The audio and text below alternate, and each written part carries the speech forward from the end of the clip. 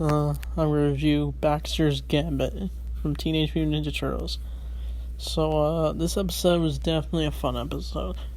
We basically get, a scene where, the Turtles are planning to take out the Krang, but also the bad guys are doing something similar. The Foot Clan, Dog Pound, Fish Face, and Baxter, they're all surprised to see the Krang. They're even copying each other's movements. And then when they all jump near the Krang, they realize, oh no, we're all here. But then Raph's just excited because he just wants to beat up bad guys. And so next, the Turtles then have to go away back to the lair while the Foot Clan goes away. But then Baxter Stockman's also left on a building. And so then later, the Turtles are lured by Baxter. During that, Splinter's teaching April more cute and each stuff. He's gonna give her a weapon while the Turtles are stuck in a maze of doom. Baxter is basically wants revenge after, I guess, what he's been treated like throughout the season, kind of like a slave, and by the influence of the Shredder, and the Turtles constantly humiliating him. So I guess that'll build up to him, I guess, and shows a more deeper side to Baxter.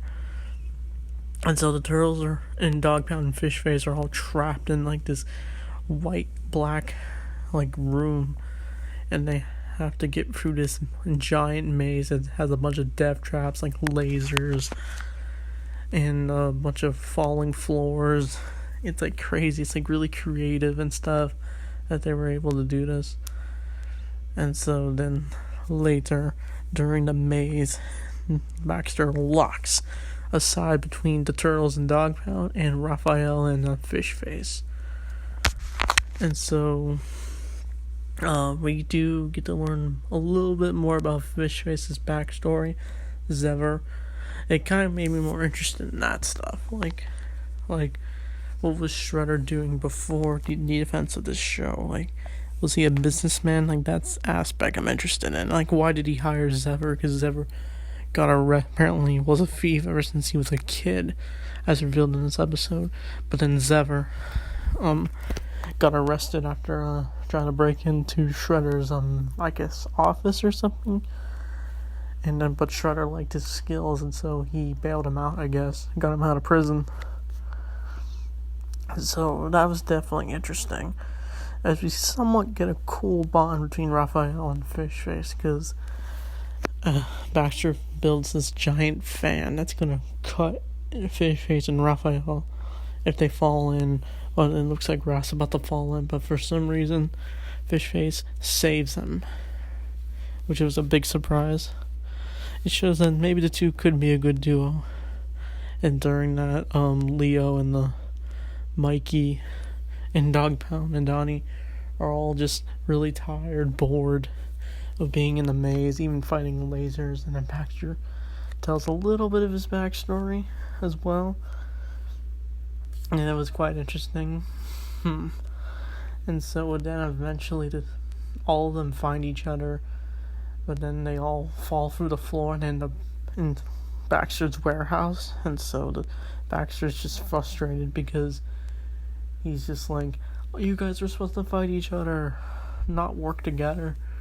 And then Baxter announces it's the bonus round, and the Turtles gotta fight a giant robot version of Baxter.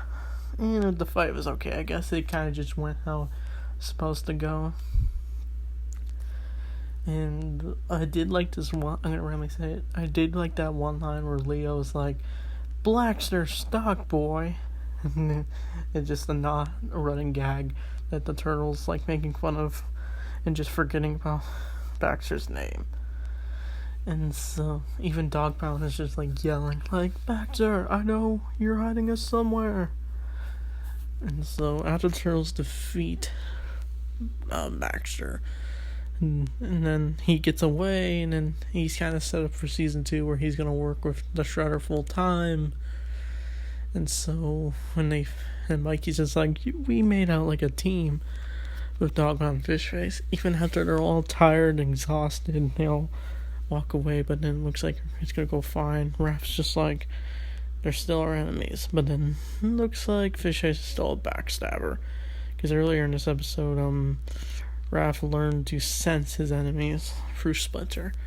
And so that calls back to him. He finally learns. And then when Fishface is about to throw one of Baxter's throwing stars, Raph ends up just slicing it with his sai. It was a very cool scene. Always be aware of who's behind you, I guess. That's the lesson. And the April Splinter stuff is definitely good. April does find her weapon, and she learns about Splinter having a family, even though Splinter doesn't know yet who Karai really is. And that's the origin of, I guess, how April gets her one weapon. And so what are my thoughts on this episode? I really liked it. I wish we could have explored. This is kind of just an issue I have with the show. I think maybe the more backstory stuff with Shredder, Fishface could have been explored better, but they were more focused on the main story of this show. But this is definitely a good, fun episode for sure. I definitely like rewatching it from time to time. So, yeah. Thanks for watching, and Turtle Power.